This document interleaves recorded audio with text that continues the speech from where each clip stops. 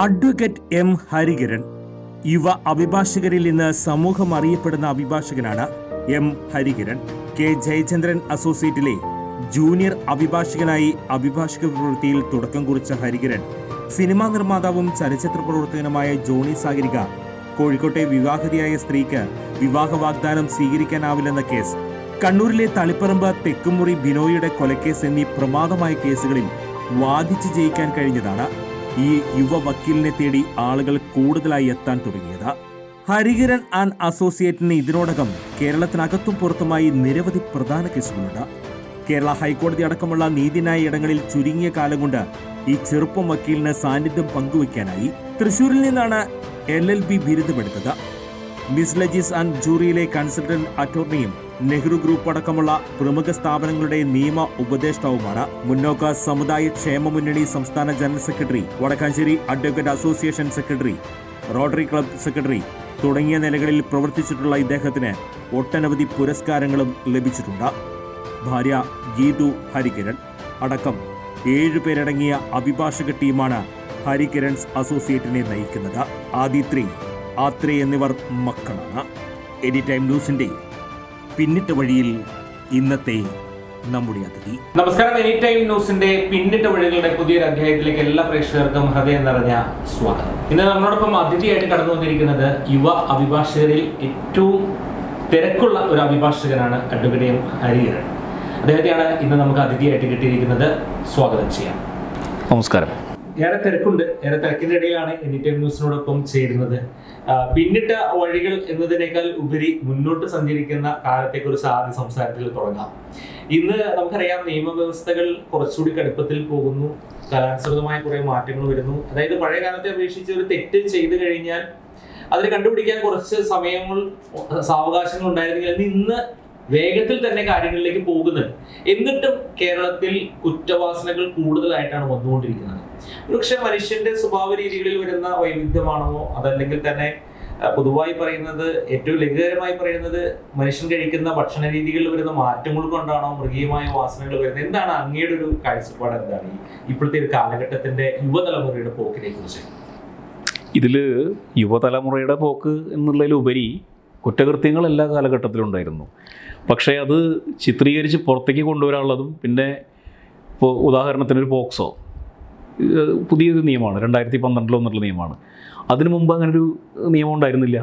പിന്നെ അതുപോലെ സ്ത്രീകൾക്കെതിരെയുള്ള അതിക്രമങ്ങൾ സ്ത്രീകൾ തുറന്നു പറയാൻ മടിച്ചിരുന്നു. ഒന്ന്. രണ്ടാമതൊരു കാര്യം എന്താ വെച്ച് കഴിഞ്ഞാൽ, ഇന്ന് അത് എത്തിക്കാൻ ഒരുപാട് വഴികളുണ്ട്. ഇപ്പോൾ ഈ പോക്സോൻ്റെ കാര്യം പറയുകയാണെങ്കിൽ child welfare committee, juvenile justice board, സ്കൂളുകളിൽ കൗൺസിലിംഗ്, അങ്ങനെ ഒരുപാട് കാര്യങ്ങളുണ്ട്. മറ്റ് പഴയ കാലഘട്ടത്തിൽ പരിമിതമായിട്ടുള്ള കാര്യങ്ങളായിരുന്നു. പിന്നെ മുതിർന്നവരും അധ്യാപകരും അത് പറഞ്ഞാൽ അതൊരു മോശമാവില്ലേ, അല്ലെങ്കിൽ എങ്ങനെ ചിത്രീകരിക്കപ്പെടും, അല്ലെങ്കിൽ എന്ത് വിചാരിക്കും സമൂഹം എന്നൊക്കെ കരുതി പറയാതിരിക്കുകയായിരുന്നു. അല്ലാതെ കാലഘട്ടത്തിൻ്റെ മാറ്റം എന്നൊന്നും പറയാൻ സാധിക്കില്ല. പിന്നെ ഉള്ളതെന്താ വെച്ചാൽ, സിന്തറ്റിക് ഡ്രഗുകളുടെയും മറ്റ് ലഹരി പദാർത്ഥങ്ങളുടെയും ഉപയോഗം കൊണ്ട് വരുന്ന കുറേ കുറ്റകൃത്യങ്ങളുണ്ട്. അത് പറയാതിരിക്കാൻ വയ്യ. അത് യുവതലമുറ അതിലേക്ക് കുറേ, അത് പണ്ടത്തെ പോലെ ഒരു മദ്യപാനോ അല്ലെങ്കിൽ അങ്ങനത്തെ ഒരു പുകവലിയൊന്നും അല്ല. ഇന്നത്തെ കാലത്ത് സിന്തറ്റിക് ഡ്രഗുകളുടെ ഉപയോഗമാണ്. അതാണ് ഞാൻ മനസ്സിലാക്കിയിട്ടുള്ള ഒരു കാര്യം. ഞാൻ ആ കേസുകൾ നടത്തുന്ന ഒരാൾ കൂടിയാണ്, NDPS കേസുകൾ നടത്തുന്ന ഒരാൾ കൂടിയാണ്. അപ്പോൾ യുവ അഭിഭാഷക നിലയിൽ നമ്മുടെ നിയമവ്യവസ്ഥകളിൽ കുറച്ച് കർക്കശങ്ങളിലേക്ക് എത്തേണ്ട ഒരു കാലം അല്ല, ഞാൻ പറഞ്ഞല്ലോ, കാർക്കശ്യം നിയമം ഇതൊക്കെ അതായത് കാലാനുസൃതമായ മാറ്റങ്ങളോട് വരുന്നുണ്ട്. 2012 പോക്സോ വന്നതുപോലെ അമെൻമെൻറ്റ്, ഇപ്പോൾ നിർഭയ കേസിന് ശേഷം 354 അമെൻമെൻറ്റ് വന്നു. ഇപ്പം നിയമം തന്നെ മാറി, BNSSഉം BNSSഉം ഒക്കെ ആയിട്ട് മാറി. പിന്നെ അതിലുപരി സാങ്കേതിക വിദ്യകളുടെ സഹായം അന്വേഷണത്തിന് ഗുണം ചെയ്യുന്ന രീതിയിൽ മൊബൈൽ ടവർ ലൊക്കേഷൻ, പിന്നെ ഈ 65B സർട്ടിഫിക്കേഷൻ എന്ന് പറയും ഞങ്ങൾ, അതായത് ചില തെളിവുകൾ സ്വീകരിക്കുന്നതിൽ, അതിലൊക്കെ കാലാനുസൃതമായ മാറ്റങ്ങൾ പുതിയ നിയമ പരിഷ്കാരത്തിൽ വന്നിട്ടുണ്ട്. അതുകൊണ്ട് കുറച്ചുകൂടി സുതാര്യമാണെന്ന് മാത്രമല്ല, കുറച്ചുകൂടി ആ തെളിവുകൾ അംഗീകരിക്കാൻ കോടതി നിർബന്ധിതമായി എന്നുള്ള ഒരു കാര്യം. സ്വാഭാവികമായിട്ടും അങ്ങ് ഇതുവരെ സഞ്ചരിച്ച ഒരു ഭാഗം നോക്കുമ്പോൾ നിരവധി കേസുകൾ അങ്ങയുടെ വിചിത്രമായ ജീവിത വഴിയിൽ വന്നിട്ടുണ്ട്. അതിൽ എടുത്തു പറയുന്ന, അല്ലെങ്കിൽ ഈ കൂടുതൽ വീണ്ടും അതിലേക്ക് ഒരു പഠനവിധേയമാക്കേണ്ടതായ ഒരു കേസ് ഏതായിരുന്നു അങ്ങയുടെ ഇതുവരെ ചെയ്തതിൽ വെച്ച്? ഇതിൽ പഠനവിധേയമാക്കേണ്ട ഒരു കാര്യം എന്താ വെച്ച് കഴിഞ്ഞാൽ, ഈ വേറെ നമ്മൾ നേരത്തെ സ്ത്രീകളുടെ സംരക്ഷണം, അതുപോലെ നിയമത്തിൻ്റെ ടെക്നിക്കാലിറ്റി, പോക്സോ ഒക്കെ പറഞ്ഞു. അതിൻ്റെ ഒരു ദുരുപയോഗം എന്ന് പറയുന്നൊരു സാധനമാണ് എനിക്ക് കൂടുതൽ പറയാനുള്ളത്. ക്ഷമിക്കണം. അപ്പോൾ ഈ 376 അതായത് ബലാത്സംഗ കേസുകൾ. അത് ഞാൻ നടത്തിയൊരു പ്രമാദമായൊരു കേസ് കോഴിക്കോട് ഒരു പ്രമാദമായ കേസുണ്ടായിരുന്നു. ആ കേസിലേക്ക് അതായത് വിവാഹ വാഗ്ദാനം നൽകി പീഡിപ്പിക്കുക എന്ന് പറഞ്ഞിട്ടുള്ള ഒരു ട്രെൻഡ് അതിപ്പോൾ കോടതികൾ കഴിഞ്ഞ ഒരു 1-2 വർഷമായിട്ട് നിരവധി സുപ്രീം കോടതി ഉത്തരവുകളും നിരവധി ഹൈക്കോടതി ഉത്തരവുകളും വിവിധ ഹൈക്കോടതി ഉത്തരവുകളും അത് സ്ത്രീകൾക്കെതിരായിട്ട് വരുന്നു എന്നുള്ളതാണ് പൊതുവെ കാണുമ്പോൾ തോന്നുക. സ്ത്രീകൾക്കെതിരല്ല, അത് കള്ളക്കേസിൽ കൊടുത്ത് പുരുഷനായാലും സ്ത്രീക്കായാലും നിയമത്തിൻ്റെ പരിരക്ഷ ഒരേപോലെയാണ്, തുല്യത വേണം. അപ്പോൾ ഒരിക്കലും ആ ടെക്നിക്കാലിറ്റിയിൽ പറയുകയാണെങ്കിൽ ബലാത്സംഗം എന്ന് പറഞ്ഞാൽ അത് ബലം പ്രയോഗിച്ച് ഒരു സ്ത്രീയെ ചെയ്യുന്ന ഒരു കാര്യം, അത് വേറെ പല താല്പര്യങ്ങളുടെയും പുറത്ത് കള്ളക്കേസുകൾ ഉണ്ടാക്കുന്ന ഒരു ട്രെൻഡ്. അതാണ് എനിക്കതിൽ വളരെയധികം ഒരു ഇത് തോന്നിയിട്ടുള്ളത് നിയമത്തിൻ്റെ. പക്ഷേ നിയമം അത് ഈ സുപ്രീം കോടതി വിധികളും ഹൈക്കോടതി വിധികളൊക്കെ എത്തുന്നത് വരെ ഈ പറഞ്ഞ വ്യക്തികൾ അനുഭവിച്ച മനോവേദ അല്ലെങ്കിൽ ജയിൽവാസം കാരണം ഓട്ടോമാറ്റിക്കലി ഇത് അതാത് ജില്ലാ കോടതികളും ഹൈക്കോടതികളും ശിക്ഷിച്ചുകൊണ്ടാണല്ലോ ഇത് സുപ്രീം കോടതി വരെ എത്തുന്നത്. അപ്പോൾ ഇത് വർഷങ്ങളോളം നീണ്ടു നിൽക്കുന്ന നിയമയുദ്ധം. പക്ഷേ അത് ഇനി ഇവിടുന്ന് അങ്ങോട്ടുള്ള ഒരുപാട് പേർക്ക് അതാണ് അതിൽ നിയമത്തിൻ്റെ ഒരിക്കലും നിയമം ദുരുപയോഗം ചെയ്തുകൊണ്ട് ചില വ്യക്തി താല്പര്യങ്ങൾ നേടിയെടുക്കുക എന്നുള്ള ചില കാര്യങ്ങൾ. ചില കേസുകളിൽ നമ്മൾ പഠന വിധേയമാക്കുമ്പോൾ തന്നെ അതിന്റെ ശിക്ഷാവിധികളിലേക്ക് മുന്നോട്ട് പോകുന്ന ഒരു ട്രെൻഡ് ഇപ്പോൾ വരുന്നില്ലേ? അതൊരു സാവകാശമല്ലാതെ ഇപ്പോൾ ഗോവിന്ദസ്വാമി അടക്കമുള്ള കേസുകൾ എടുത്ത് പരിശോധിച്ചാൽ തന്നെ വേഗത്തിൽ തന്നെ തീർപ്പ് കൽപ്പിക്കുന്ന രീതിയിലേക്ക് പ്രവണതയിലേക്ക് പോകും. അത് കുറച്ച് അനുയോജ്യമായ ഒരു കാര്യമില്ലേ? നല്ല ഒരു പ്രവണത. അതിൽ ഞാൻ പറഞ്ഞല്ലോ, അത് മുമ്പ് നമ്മൾ ഈ കോടതികളുടെ എണ്ണം കുറവായിരുന്നു. പിന്നെ ഇൻവെസ്റ്റിഗേഷൻ ഏജൻസിക്ക് തെളിവ് ശേഖരിക്കാനുള്ള കാലതാമസം അതൊരിക്കലും പോലീസിൻ്റെ എക്സൈസിൻ്റെ ആരുടെ ആയാലും ഇൻവെസ്റ്റിഗേഷൻ ഏജൻസിയുടെ തെറ്റല്ല. അവർക്ക് അതിനുള്ള സാങ്കേതിക പരിജ്ഞാനമേ ലഭിക്കുന്നുള്ളൂ. ഇന്നങ്ങനെയല്ല, സാങ്കേതിക പരിജ്ഞാനം ലഭിക്കുന്നുണ്ട്, സാങ്കേതിക വിദ്യകളുണ്ട്, എക്സ്പെർട്ടുകളുടെ സഹായമുണ്ട്. അപ്പോൾ പണ്ടെന്താ വെച്ച് കഴിഞ്ഞാൽ കുറ്റപത്രം ഇപ്പോൾ 10 വർഷം വരെ ശിക്ഷ ലഭിക്കാവുന്ന ഒരു കുറ്റകൃത്യമാണെങ്കിൽ 60 ദിവസത്തിനകം കുറ്റപത്രം സമർപ്പിക്കണം. 10 വർഷത്തിൽ മുകളിലുള്ളതാണെങ്കിൽ 90 ദിവസത്തിനകം കുറ്റപത്രം സമർപ്പിക്കണം. പണ്ട് ഈ തെളിവ് ശേഖരണം ഈ സമയബന്ധിതമായിട്ട് നടന്നിരുന്നില്ല. കാരണം എന്താ വെച്ചാൽ അതിനുള്ള ടെക്നിക്കൽ ബുദ്ധിമുട്ടുകൾ ഉണ്ടായിരുന്നു. ഇപ്പോൾ എല്ലാം ഒരാളെ ഐഡൻറ്റിഫൈ ചെയ്യണമെങ്കിൽ വാട്സപ്പിൽ ചെയ്യാം, ഒരാളെ വീഡിയോ കോൾ വിളിച്ച് ഇതാണോ പ്രതി എന്ന് ചോദിക്കാം. മറ്റത് ഇയാളെ കൂട്ടിക്കൊണ്ടുപോയി ജാർഖണ്ഡിലോ ഉത്തരാഞ്ചലിലോ ഒക്കെ കൊണ്ടുപോയി വരുമ്പോഴുള്ള കാലതാമസം, പിന്നെ അങ്ങനെ തെളിവ് ശേഖരിക്കുന്നതിനുള്ള ബുദ്ധിമുട്ട്. ഇപ്പോൾ അത് സ്പീഡിയായി. അതുകൊണ്ടെന്ന് വെച്ചാൽ പ്രതികൾക്ക് ജാമ്യം കിട്ടാനുള്ള ബുദ്ധിമുട്ടുകൾ ഇപ്പോൾ കഞ്ചാവ് കേസുകളിലൊക്കെ 180 ഡേയ്സാണ് NDPS കേസിൽ വലിയ സ്റ്റാറ്റ്യൂട്ടറി പീരീഡ്. അതായത് ജാമ്യം കിട്ടാൻ 150 ദിവസത്തോളം കുറ്റപത്രം സമർപ്പിച്ചാൽ പിന്നെ ജാമ്യം കിട്ടില്ല. അത് സാധിക്കുന്നുണ്ട്. അപ്പോൾ അതുകൊണ്ട് തന്നെ എനിക്ക് പല കേസുകളും എനിക്കറിയാം അണ്ടർ ട്രയലാണ് നടക്കുന്നത്, പെട്ടെന്ന് വിചാരണ പൂർത്തിയാക്കുന്നുണ്ട്. പിന്നെ സ്പെഷ്യൽ കോർട്ടുകൾ ഒരുപാട് കേന്ദ്ര സർക്കാരായാലും സംസ്ഥാന സർക്കാരുകളുടെ ഭാഗത്തുനിന്നായാലും ഒരുപാട് കോടതികൾ അനുവദിച്ച് കിട്ടി. അതുകൊണ്ട് സ്പീഡി ഡിസ്പോസൽ നടക്കുന്നുണ്ട്. പിന്നെ ഇത് നീതിന്യായ വ്യവസ്ഥയാണ്. ഓട്ടോമാറ്റിക്കലി ഇതിൻ്റെ മുകളിൽ അപ്പീൽ പോകാൻ കാര്യങ്ങൾ വരെ കാലതാമസം നിയമത്തിൻ്റേതായ രീതിയിൽ എന്തായാലും ഒരു 2 വ്യക്തികളുടെ അല്ലെങ്കിൽ 2 പ്രസ്ഥാനങ്ങളുടെ അങ്ങനത്തെ ആളുകളുടെ തർക്കം നിലനിൽക്കുമ്പോൾ സ്വാഭാവികമായിട്ടും അത് ലിറ്റിഗേഷൻ പ്രോസസ്സ് എന്തായാലും പ്രൊലോങ് ചെയ്യും. പക്ഷേ എന്നാലും താരതമ്യേനെ കഴിഞ്ഞ കുറേ വർഷങ്ങൾ നമ്മൾ മുൻകാലങ്ങളിലെ അപേക്ഷിച്ച് വളരെ സ്പീഡി ആയിട്ട് തന്നെ നീതി ലഭിക്കുന്നുണ്ടെന്നാണ് ഞാൻ മനസ്സിലാക്കുന്നത്. ഈ പോക്സോ കേസുകളടക്കവും അതുപോലെ തന്നെ ഇന്നത്തെ ഡ്രഗ് കേസുകളൊക്കെ നിരവധി കൈകാര്യം ചെയ്യുന്ന അങ്ങ് ഈ ഒരു തലമുറയുടെ ഒരു ഗതിമാറ്റം അല്ലെങ്കിൽ തലമുറയുടെ പെട്ടെന്നുള്ള ഒരു പക്ഷേ ഇന്നത്തെ കാലം അങ്ങ് പറഞ്ഞ പോലെ തന്നെ ഒരുപാട് അവസരങ്ങൾ കുട്ടികൾക്കുണ്ട്. അപ്പൊ ഈ ഒരു രീതിയിലേക്ക് നമ്മൾ മുന്നോട്ട് പോകുമ്പോൾ യഥാർത്ഥത്തിൽ അതില് ഒരു വിദ്യാഭ്യാസ കാലഘട്ടം മുതൽ ഒരു അവബോധത്തിലേക്ക് എത്തേണ്ടത്. പല കുട്ടികളും നമ്മൾ പരിശോധിച്ചു കഴിഞ്ഞാൽ 7ാം ക്ലാസ് മുതൽ 6ാം ക്ലാസ് മുഴുവനും ഈ ഡ്രഗിനൊക്കെ അടിമപ്പെടുന്ന ഒരു പ്രവണതയിലേക്കാണ് പോകുന്നത്. അത് അന്ന് സൂചിപ്പിച്ച പോലെ ചെറിയൊരു ഇതല്ല, ഒരു സിഗരറ്റ് വലിയ മറ്റുള്ള കാര്യങ്ങൾ അതിലപ്പുറം ഒരു ലോകത്തേക്ക് നമ്മുടെ യുവതലമുറ മാറിയിരിക്കുകയാണ്. യഥാർത്ഥത്തിൽ ഒരു ബോധവൽക്കരണം എവിടെ നിന്നാണ് സാർ ആരംഭിക്കുന്നത്? അല്ല, ബോധവൽക്കരണം ശരിക്കും തുടങ്ങേണ്ടത് വീടുകളിൽ നിന്നാണ്. കാരണം നമ്മൾ 2 കാര്യമാണ്. എനിക്ക് വ്യക്തിപരമായിട്ട് അഭിഭാഷകൻ എന്നുള്ള നിലയ്ക്കുള്ള അഭിപ്രായമല്ല, എൻ്റെ അഭിപ്രായമല്ല. പേഴ്സണലി ഏത് മതമാണെങ്കിലും മതപഠനം, അതിപ്പോൾ ഹിന്ദു ആയിക്കോട്ടെ, പാർസി ആയിക്കോട്ടെ, മുസ്ലിം ആയിട്ടോ ക്രിസ്ത്യൻ ആയിക്കോട്ടെ, ഈ ദൈവഭയം എന്ന് പറയുന്നൊരു സാധനം ഉണ്ടാക്കുന്നത് എന്തുകൊണ്ടും എന്താ വെച്ച് കഴിഞ്ഞാൽ ഒരു തെറ്റ് ചെയ്താൽ ഒരു ശിക്ഷ ലഭിക്കും, ഇവിടെ നിന്നല്ല വേറെ ഒരു എവിടെ നിന്നോ. അപ്പോൾ ധാർമ്മികമായിട്ട് ഒരു ധാർമ്മിക മൂല്യങ്ങൾ വെച്ച് പുലർത്താൻ വേണ്ടി പഠിപ്പിക്കുക. ഭക്തി, ഇനിയിപ്പോൾ യുക്തിവാദിയാണെങ്കിലും യുക്തിവാദിയെ ധാർമ്മിക രീതിയിൽ പഠിപ്പിക്കുക. ധാർമ്മികമായിട്ട് അത് ചെയ്യുന്നത് തെറ്റാണ്, അത് ശരിയല്ല. ഇനി ഭക്തനാണെങ്കിൽ അല്ലെങ്കിൽ ഭക്തയാണെങ്കിൽ അതൊരു ദൈവഭയം കൊണ്ട് ഇങ്ങനെ എടുക്കുക. അത് വളരെ ചെറുപ്പം മുതലേ ഉണ്ടാക്കിയെടുത്ത് വന്നു കഴിഞ്ഞാൽ ഒരു പരിധി വരെ പിന്നെ രക്ഷകർത്താക്കളോട് കുട്ടികൾ കമ്മ്യൂണിക്കേറ്റ് ചെയ്യുന്നത് കുറയുന്നതുകൊണ്ടാണ് ഇതിൻ്റെ ഒരു പ്രശ്നം. വീടുകളാണ് കുടുംബങ്ങളിലേക്ക് വരുന്നതും ഇതിന്റെ പ്രവണതയിലേക്ക് വന്നില്ലേ? അണുകുടുംബങ്ങൾ ഒരു കാരണമാണ്. പിന്നെ അത് അണുകുടുംബങ്ങളിൽ തന്നെ ഒരു പ്രത്യേക പ്രായം കഴിഞ്ഞാൽ കുട്ടികളുമായിട്ടുള്ള രക്ഷകർത്താക്കളുടെ തിരക്ക് കാരണം ഇവരെ ശ്രദ്ധിക്കാൻ പറ്റാത്ത സാഹചര്യങ്ങളുണ്ടാവാം. പിന്നെ പല മാനസികമായിട്ടുള്ള കാര്യങ്ങൾ. പിന്നെ ഇത് കൂടാതെ ഇപ്പോൾ ഈ സിന്തറ്റിക് ഡ്രഗുകളുടെ ഇതിൽ ഇതൊന്നുമല്ല കാര്യം. ഇത് ഈ പല സിന്തറ്റിക് ഡ്രഗുകൾ MDMA അടക്കമുള്ള പല സാധനങ്ങൾ, മെറ്റാഫെറ്റാമിൻ അടക്കമുള്ള പല സാധനങ്ങളും ഒരു തവണ ഉപയോഗിച്ച് കഴിഞ്ഞാൽ ഈ സാധനം ഉപയോഗിക്കാനുള്ള പ്രവണത ഉണ്ടാവുകയാണ്. ഈ യുവാക്കളിൽ ഇതിനുള്ള കാര്യം എന്താ വെച്ചാൽ, യുവാക്കൾക്ക് എന്ത് ചെയ്യാനും സാഹസം, ആ പ്രായം, ഇപ്പോൾ കടലിൽ ചാടാനും. ഈ ഒരു കുട്ടി നമ്മൾ പാലക്കാട് കണ്ടു, ഒരാൾ മലയുടെ മുകളിൽ കയറി പോയി പെട്ടു. അപ്പോൾ ആ ഒരു മൈൻഡ്, അങ്ങനത്തെ ഒരു മനസ്സിനെ മാക്സിമം ഉപയോഗിക്കുക എന്നുള്ള ലഹരി മാഫിയയുടെ തന്ത്രം കൂടിയാണിത്. ഒരു തവണ ഉപയോഗിക്കുന്നവൻ പിന്നെ അവരുടെ വഴിക്ക് വരും എന്നുള്ളത്. അപ്പോൾ അത് നിയമം മൂലം തന്നെ നിരോധിക്കേണ്ട ഒരു കാര്യമാണ്. പിന്നെ അത് എവിടെ നിന്ന് തുടങ്ങണം എന്നുള്ളത്. പിന്നെ ഇതിന് ഞാൻ പറഞ്ഞല്ലോ, പോലീസ് പഴയതിനേക്കാൾ ഒരുപാട് അപ്ഡേറ്റഡ് ആണ്. ഇതിൻ്റെ സോഴ്സ് പണ്ട് പിടിച്ചിരുന്നത് ഇതിൻ്റെ ഇടനിലക്കാരെയും ചെറുകടക്കാരെയാണ്. ഇന്ന് ഇതിൻ്റെ വൻകിട ലഹരി വേട്ട നമ്മുടെ എക്സൈസും പോലീസും നടത്തുന്നുണ്ട്. ഒരുപാട് കേസുകൾ. ഇപ്പോൾ പൊതുവായ സമൂഹം പറയണതോ ഇതൊരു കഞ്ചാവ് കേസല്ലേ, കേവലം ഇത്ര ദിവസമേ ഉള്ളൂ എന്നുള്ള ഒരു ലാഘവത്തിലേക്ക് പോകുന്നത് ഒരു പ്രവണതയില്ലേ? അല്ല, ഇത് യഥാർത്ഥ രീതിയിൽ ഇപ്പോൾ നമ്മളെ ഈ അന്യസംസ്ഥാന തൊഴിലാളി വരുന്നത് ഒരുപാട് പേര്. ഇപ്പോൾ എനിക്കറിയാം, ഈ തൃശ്ശൂരും പാലക്കാടുകളൊക്കെ ആയിട്ട് ഇപ്പോൾ ഒഡീഷ, ഈ നോർത്ത് ഈസ്റ്റ് നിന്ന് വരുന്ന ആളുകളിൽ ഒരുപാട് പിടിക്കുന്നുണ്ട്. വലിയ ക്വാണ്ടിറ്റി കഞ്ചാവുകൾ പിടിക്കുന്നുണ്ട്. അവർ ട്രയലും ഫേസ് ചെയ്യുന്നുണ്ട്. പക്ഷേ അത് അവർക്ക് ഇവിടെ നിന്ന് കിട്ടുന്നു എന്നുള്ള രീതിയിലേക്ക് പോകാനുള്ളൊരു സംവിധാനം രാജ്യാന്തര തലത്തിൽ എത്ര ഇല്ല എന്ന് പറയാൻ സാധിക്കില്ല. പക്ഷേ അത് ചെറിയൊരു ടാസ്ക് അല്ല. അതെന്താ വെച്ചാൽ കുറച്ചുകൂടി അതിനു വേണ്ടി പ്രത്യേക സജ്ജീകരണം ഉണ്ടാക്കിയിട്ടുള്ള ഒരു ടീമിനെ ലഹരി വേട്ടയ്ക്ക് വേണ്ടി മാത്രം ഒരു എല്ലാ സംസ്ഥാന തലങ്ങളിലും ദേശീയ തലങ്ങളിലും ഒന്നും കൂടി അംഗബലം വർദ്ധിപ്പിച്ചുകൊണ്ട് ചെയ്യണം എന്നുള്ളതാണ് എൻ്റെ അഭിപ്രായം. കാരണം എന്താ വെച്ചാൽ ഇതിൻ്റെ വേര് തേടി പോയി കഴിഞ്ഞാൽ നമുക്ക് ചിലപ്പോൾ എന്താ വെച്ചാൽ വരുന്ന ട്രെയിനുകൾ എവിടെ നിന്നാണ്. ഇപ്പോൾ ബംഗ്ലാദേശ് എന്ന് പറയുന്നത് വേറൊരു രാജ്യമാണ്.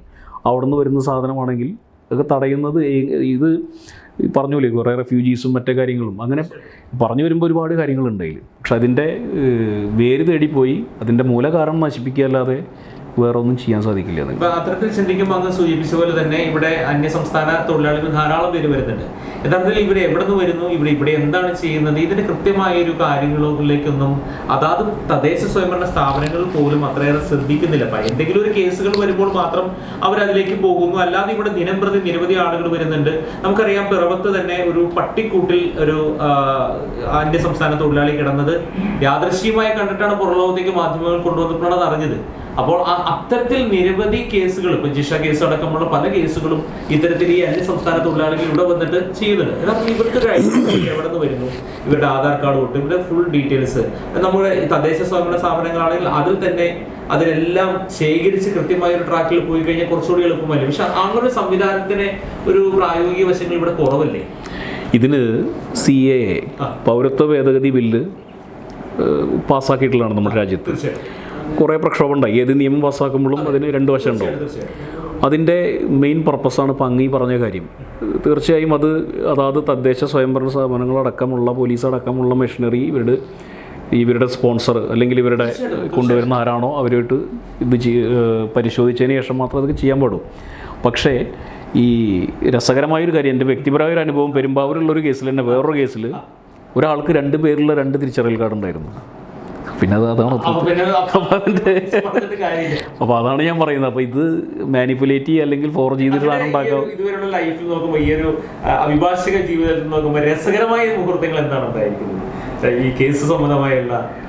അല്ല, കേസ് സംബന്ധമായ രസകരമായ കാര്യം എന്ന് പറഞ്ഞാൽ ഒരുപാട് കാര്യങ്ങളുണ്ടായിട്ടുണ്ട്. ചില കാര്യങ്ങളിൽ ചില റൂറൽ ഏരിയകളിൽ, ഇപ്പോൾ തലപ്പള്ളി താലൂക്കിൽ തന്നെ ഒരുപാട് ഏരിയകൾ, തിരുവല്ലാമല അടക്കമുള്ള പല സ്ഥലങ്ങളുണ്ട്. അപ്പോൾ അവിടെ ഒരാൾ എൻ്റെ ഒരു വളരെ വേണ്ടപ്പെട്ട ഒരു സുഹൃത്ത് തന്നെ വിളിക്കുകയാണ്. അപ്പോൾ മദ്യവുമായിട്ട് പിടിച്ചു, ചാരായം വാറ്റിയിട്ട് പിടിച്ചു. അപ്പോൾ കൊണ്ടുവരും. അപ്പോൾ ഇതിൻ്റെ ലാഘവമൊന്നും അവർക്ക് അറിയില്ല. അതിൻ്റെ അല്ല, അവർ ലാഘവത്തിലെ കാണുന്നു, അതിൻ്റെ ഗൗരവമൊന്നും അവർക്ക് അറിയില്ല. അപ്പം ഞാൻ പറഞ്ഞു 2 മാസം പിടിക്കും ജാമ്യം. 2 മാസമോ? ഞാനിപ്പോൾ എന്താ ചെയ്ത്? ഞാൻ എനിക്ക് സ്വന്തമായിട്ട് കുടിക്കാനുള്ളൊരു സാധനം നമ്മൾ ഭക്ഷണം ഉണ്ടാക്കുന്നില്ലേ, അതുപോലെ എനിക്കിത് ഉണ്ടാക്കിക്കൂടെ എന്ന് ചോദിച്ച്. അപ്പോൾ ഒരു സമൂഹം അങ്ങനെ അവർക്ക് മൊത്തം അറിയില്ല എന്താണ് ഇപ്പോൾ ഇതിൽ അങ്ങനത്തെ ഒരു രസകരമായിട്ടുള്ള കാര്യങ്ങളുണ്ടാവാറുണ്ട്. അപ്പോൾ ഇതിൻ്റെ ഒരു ഗൗരവം ബോധവൽക്കരണം ഇല്ലാതെ ബോധവൽക്കരണം എത്താത്ത സ്ഥലങ്ങൾ, അപ്പോൾ എന്തുകൊണ്ട് എന്ന് ചോദിക്കുന്ന അങ്ങനത്തെ കുറേ കാര്യങ്ങളുണ്ട്. പിന്നെ അതുപോലെ തന്നെ ചില ആൾക്കാരുടെ വ്യവഹാരങ്ങളിൽ എന്തുകൊണ്ട് നടക്കുന്നില്ല എന്നൊക്കെ ചോദിക്കും ചില ആളുകൾ. നമ്മുടെ ഈ തലപ്പള്ളി താലൂക്കിൽ പ്രത്യേകിച്ച് വളരെ നിഷ്കളങ്കരായിട്ടുള്ള ആൾക്കാരാണല്ലോ. അപ്പോൾ അവരുടെ സംശയങ്ങളൊക്കെ വളരെ വിചിത്രമായ സംശയങ്ങളാണ്. എന്തപ്പോൾ ഇത് ജാമ്യം കിട്ടാത്തത് എന്നൊക്കെ ചോദിക്കുന്ന കുറേ വിശദീകരിക്കുമ്പോൾ അതൊരിക്കലും മനസ്സിലാവുന്ന നിയമം എന്ന് പറയുന്നത് അങ്ങനെയാണ്. ഒരിക്കലും അതൊരു എക്സ്പ്ലനേഷൻ എന്ന് വെച്ചാൽ ഒരു നിയമനിർമ്മാണ സഭ ഉണ്ടാക്കുമ്പോൾ അതിന് ഒരുപാട് പേർക്ക് ഇതിൻ്റെ ഗുണം ലഭിക്കണം എന്ന് ആണ് ഇതിൻ്റെ ഉദ്ദേശശുദ്ധി ഉണ്ടാവുക. ഞാൻ നേരത്തെ പറഞ്ഞ ബലാത്സംഗ കേസ് എത്രയോ പേര് ജയിലിൽ പോയി, നിരപരാധികളായിട്ടുള്ള കുറേ പേര് ജയിലിൽ പോയി. പക്ഷേ അത് എന്താ പറയുക, പിന്നെ കോടതികളാണതിൽ നെല്ലും പതിരും വേർതിരിച്ചെടുക്കേണ്ടത്. അങ്ങനെ ഈ ഒരു ഇതിൽ നോക്കുമ്പോൾ ഇതുവരെയുള്ള സഞ്ചാരപാത നോക്കുമ്പോൾ ആത്മസംതൃപ്തിയുടെ ഒരു നിലവിൽ തന്നെയല്ലേ? തീർച്ചയായും അഭിഭാഷക വൃത്തിയിൽ വളരെയധികം ഞാൻ ചെറിയ പ്രായത്തിൽ തന്നെ തിരക്കുള്ളൊരു അഭിഭാഷകനാകാൻ സാധിച്ചു എന്നുള്ളത് ഞാനൊരു വിശ്വാസിയാണ്. അപ്പം അതിൻ്റെ ഭാഗമായിട്ടായിരിക്കാം. പിന്നെ പറ്റാവുന്നത്ര പേർക്ക് നീതി മേടിച്ചു കൊടുക്കാൻ സാധിച്ചിട്ടുണ്ട് എന്ന് വിശ്വസിക്കുന്ന ആളാണ്. ഇതിലൊക്കെ ഉപരി സഞ്ചരിച്ച് എവിടെ എത്തിയിട്ടില്ല, സഞ്ചരിക്കാൻ ഒരുപാട് കിടക്കുന്നു. അതിന് ദൈവത്തിൻ്റെ അനുഗ്രഹം വേണം. ഒരുപാട് മുതിർന്ന അഭിഭാഷകർ കേസുകളും നമ്മൾ വിശ്വാസപൂർവ്വമാണ് ഓരോ ആളുകളും നമ്മളിലേക്ക് വരുന്നത്. അവർക്ക് യഥാർത്ഥത്തിൽ നീതി ലഭിച്ചു കഴിയുമ്പോൾ അവരുടെ കണ്ണിൽ ഒരു തിളക്കമുണ്ട്. അങ്ങനെയൊക്കെ ഒരു ഈശ്വര വിശ്വാസം എന്ന രീതിയിൽ തന്നെ അങ്ങ് ആ തിളക്കം പലപ്പോഴായിട്ട് ദർശിച്ചിട്ടുണ്ടാവാം. തീർച്ചയായും ഒരുപാട് പേരുടെ കാര്യം നമുക്ക് അറിയാം. ഈ കേസുകളിൽ നിസ്സഹായമായിട്ടുള്ള അവസ്ഥയിൽ ചിലപ്പോൾ കയ്യബദ്ധം പറ്റിയിട്ടുള്ള ചില ആൾക്കാർ, പല മാനസികാവസ്ഥയിലും പല കുറ്റകൃത്യങ്ങളും ചെയ്ത ആൾക്കാർ, പിന്നീട് മാനസാന്തരം വന്ന ആൾക്കാർ.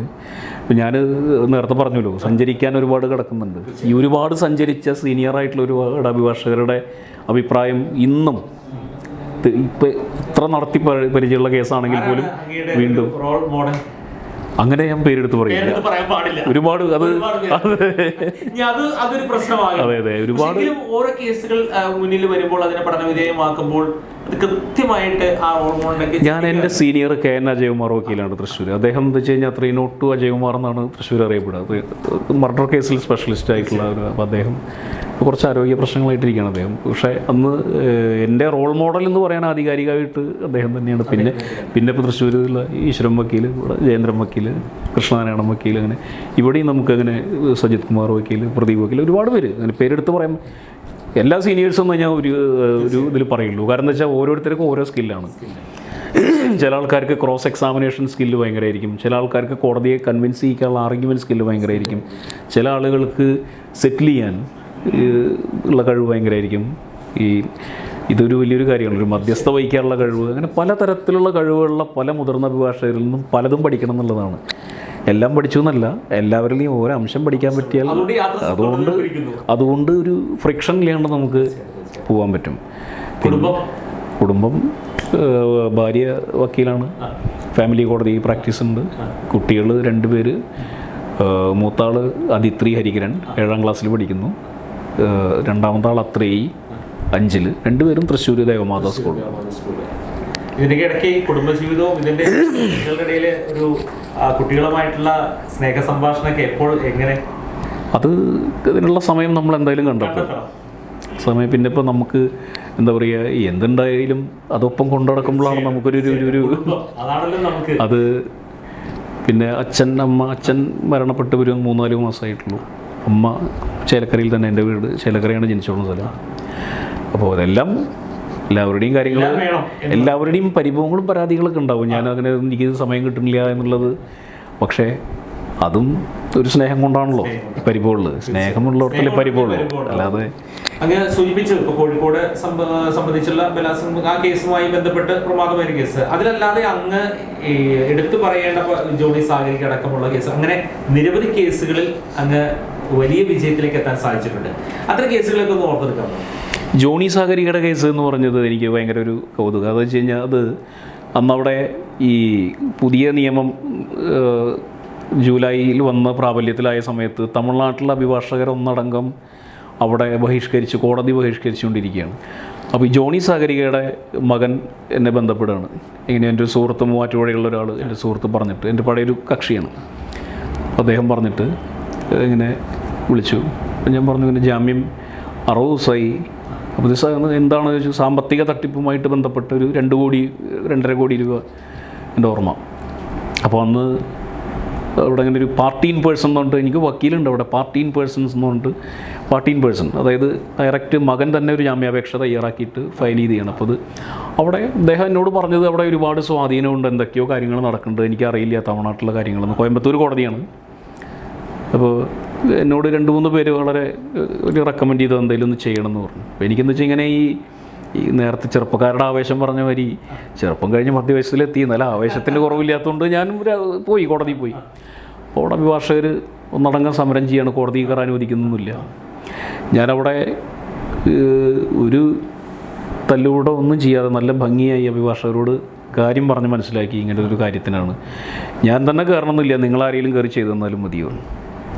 അല്ല സാർ നീങ്ക പോങ്കോ പറവല്ലേ ഞാൻ പാത്തുക്കറയാണ്. ഒരു സീനിയർ വക്കീൽ 4 അദ്ദേഹത്തിൻ്റെ 4 അവിടുത്തെ അഭിഭാഷകരെയും കൂട്ടി എന്നെ വിട്ടു. കോടതിയിൽ പോയി ഞാനത് ഇത് ചെയ്തു, ബെയിൽ എക്സിക്യൂട്ട് ചെയ്തു. ജോണി സാഗരിക എന്ന റിലീസിങ് ഓർഡർ മേടിച്ചു കൊടുക്കും.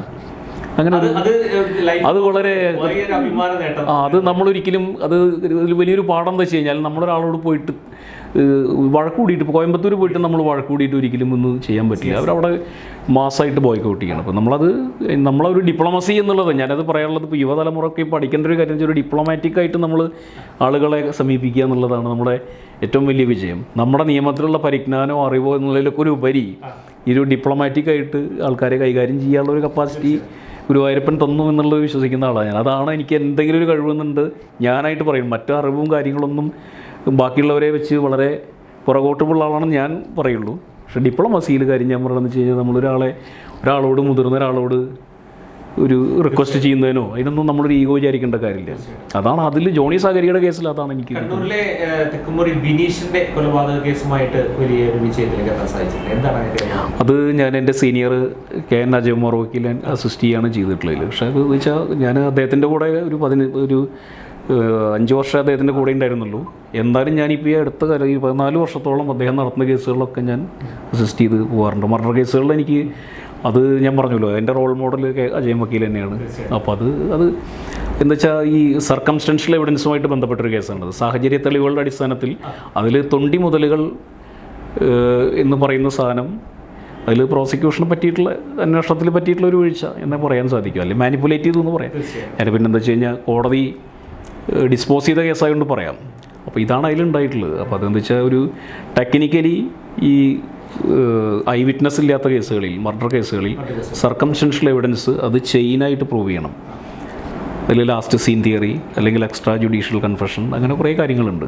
അപ്പോൾ അവസാനം കണ്ട ഒരാൾ മരണപ്പെട്ടു, ഈ മരിച്ച ആൾ അവസാനം കണ്ടത് ആരോടൊപ്പമാണ്, അയാളെ പ്രതിയാക്കാവുന്ന ലീഡ് ചെയ്യാവുന്ന ഇൻവെസ്റ്റിഗേഷൻ വരണം. അങ്ങനത്തെ അത് പ്രൂവ് ചെയ്ത് ബിയോണ്ട് ഡൗട്ട്, സംശയത്തിന് അതീതമായി തെളിയിക്കാൻ സാധിച്ചാൽ മാത്രമാണ് കേസ് ശിക്ഷിക്കാൻ പറ്റും. അപ്പോൾ അങ്ങനത്തെ ഒരു തെളിവ് അതിലേക്ക് കൊണ്ടുവരാൻ പ്രോസിക്യൂഷൻ സാധിച്ചില്ല എന്നുള്ളതുകൊണ്ടാണ്. തിരുവില്ലാമലയുമായി ബന്ധപ്പെട്ട് തിരുവല്ല നെഹ്റു കോളേജിൻ്റെ അത് കോടതി പരിഗണനയിലുള്ള സാധനമായതുകൊണ്ട് അതിനെപ്പറ്റി ഞാനത് അതൊക്കെ എന്താ വെച്ചാൽ ഒരു നീതി നിഷേധമാണ് അവരോടൊക്കെ ചെയ്തിട്ടുള്ളത്. അതിപ്പോൾ ഞാനിപ്പോൾ പറയുന്നില്ല, അതിപ്പോൾ ഞാൻ ഡിസ്പോസൽ കോടതി പരിഗണനയിലിരിക്കുന്ന അതിലേക്ക് ഞങ്ങൾ പോകാൻ ആഗ്രഹിക്കുന്നില്ല. എന്തായാലും ധാരാളം തിരക്കുകൾ പിടിച്ച് ഇനിയും തിരക്കുകളുള്ള ഒരു അഭിഭാഷകനായി തീരട്ടെ എന്ന് ഞങ്ങൾ NTM ന്യൂസ് ആശംസിക്കുകയാണ്. ഞങ്ങളും ഈ യാത്ര തുടങ്ങുകയാണ്. അങ്ങേപ്പോലെയുള്ള ആളുകൾ നമ്മളോടൊപ്പം ചേർന്നു, നമ്മളും തിരിച്ചും ചേർന്ന് പിടിച്ച ഒരു ഒരുമിച്ചുള്ള യാത്രയാണ് ഞങ്ങൾ ആഗ്രഹിക്കുന്നത്. ഞങ്ങളുടെ പ്രേക്ഷകരോട് അങ്ങ് എന്താണ് പറയാനുള്ളത്? എല്ലാവരും ഈ പറഞ്ഞ പോലെ എന്താ പറയുക, അഭിഭാഷകൻ എന്നുള്ള നിലയ്ക്കല്ല, വ്യക്തിപരമായിട്ടുള്ള എൻ്റെ ഒരു അഭിപ്രായം എന്നുള്ള നിലയ്ക്ക് എന്താ പറയുക, ഈ മീഡിയ എന്ന് പറയുന്നൊരു സംഭവം ഇല്ലായിരുന്നെങ്കിൽ നമുക്ക് പല കാര്യങ്ങളും അറിയില്ല. അപ്പോൾ മാക്സിമം യുവതലമുറയെ പത്രം വായിക്കാനും വാർത്താ മാധ്യമങ്ങൾ കാണാനും അതുപോലെ പുസ്തകം വായിക്കാനും ശീലിപ്പിക്കുക എന്നുള്ളതാണ് എൻ്റെ ഒരു എളിയ ജീവിതത്തിൽ നിന്ന് എനിക്ക് പറയാനുള്ളൊരു. കാരണം പൊതുവിവരമുണ്ടാകുന്നതുകൊണ്ട് പരീക്ഷ പാസ്സാകാൻ വേണ്ടി മാത്രമല്ല, പല അപകടങ്ങളിൽ നിന്ന് ഒഴിവാകാനും പല കാര്യങ്ങൾ അറിയാനും വിജ്ഞാനം വർദ്ധിക്കാനും ഒക്കെ ഒരു ഉപകാരം ഉണ്ടാവും. അപ്പോൾ അതുകൊണ്ട് എനി ടൈം ന്യൂസിന് എൻ്റെ ഒരു നന്ദി കൂടി അറിയിച്ചുകൊണ്ടും പ്രേക്ഷകരോടും എന്താ പറയുക, ഇത് കാണണം എന്നുള്ള അഭ്യർത്ഥനയോടും കൂടി ഇത്രയാണ് എനിക്ക് പറയാനുള്ളത്. എന്തായാലും ഒത്തിരി സന്തോഷമുണ്ട്. വലിയ തിരക്കുകളുടെ ഇടയിലാണ് നമ്മളോടൊപ്പം യുവ അഭിഭാഷകൻ നമ്മളോടൊപ്പം ചേർന്നത്. എനി ടൈം ന്യൂസിൻ്റെ ഹൃദയത്തിൽ ചേർത്ത് പിടിച്ചുള്ള നന്ദി പറയുകയാണ്. ഈ ഒരു യാത്രയിൽ അദ്ദേഹവും ഞങ്ങളുടെ കൂടെയുണ്ട്. അദ്ദേഹം ഏറ്റെടുക്കുന്ന ഓരോ കേസുകളും അത് വിജയത്തിലേക്ക് എത്തട്ടെ, നീതി ലഭിക്കട്ടെ. നീതി ലഭിച്ചവരുടെ കണ്ണിലുള്ള തിളക്കം അദ്ദേഹത്തിന് അനുഗ്രഹമായിട്ട് ലഭിക്കട്ടെ എന്ന് ഞങ്ങൾ ആശംസിക്കുന്നു. നാളെ വീണ്ടും ഇതുപോലെയുള്ള ധാരാളം ആളുകളിലേക്ക് ഞങ്ങൾ കടന്നു വരാൻ ആഗ്രഹിക്കുകയാണ്. പിന്നിട്ട വഴിയിലൂടെ ഞങ്ങൾ സഞ്ചരിക്കുമ്പോൾ നിങ്ങൾക്കും ഞങ്ങളോടൊപ്പം ചേരാം. താഴെ കാണുന്ന നമ്പറിൽ നിങ്ങൾ വിളിക്കുക. തീർച്ചയായും ഞങ്ങൾ പൊതുസമൂഹത്തിലേക്ക്, മുഖ്യധാരയിലേക്ക് കൈപിടിച്ച് ഞങ്ങളും നിങ്ങളെ കൊണ്ടുപോകാം. വീണ്ടും നമുക്ക് കണ്ടുമുട്ടാം മറ്റൊരു അതിഥിയുമായി. അതുവരെ എല്ലാ പ്രേക്ഷകർക്കും നന്ദി. നമസ്കാരം. നമസ്കാരം.